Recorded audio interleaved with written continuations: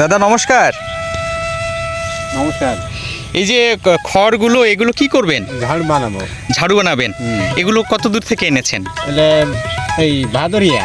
আচ্ছা আচ্ছা, অনেক দূর দূর থেকে বিভিন্ন জায়গায় খুঁজে খুঁজে এগুলো আনতে হয়, তাই না? হয় তো এগুলো কি আপনার হচ্ছে বাজারে একটা করে ঝাড়ু কত টাকায় বিক্রি হয়?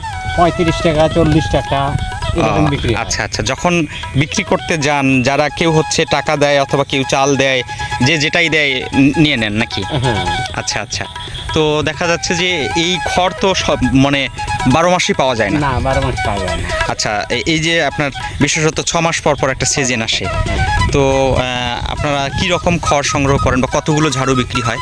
ঝাড়ু মনে করেন কতগুলো বানাতে পারেন আর কি? দিনই 50টা 60টা এরকম বানাই, মনে করেন 2 দিন 3 দিন ধরে বানাই, একদিনে নিয়ে যাই বিক্রি করি। আচ্ছা আচ্ছা, মোটামুটি যখন বাজারে বিক্রি করার জন্য নিয়ে যান তখন তো প্রতিদিনই বিক্রি হয়ে আর যায়। প্রতিদিনই বিক্রি হয়। আচ্ছা আচ্ছা, মানে বাজারে চাহিদা আছে ভালো। চাহিদা আছে, মানে ব্যাপারী আছে, পাইকারি আছে, মনে করেন যে কোনো পাইকারি আনা হ্যাঁ, হ্যাঁ, হ্যাঁ। পাইকারি আনা কমে দিতে চাই, গ্রামে বিক্রি করলে আমাদের লাভ দেয় না বেশি হয়। হুম হুম।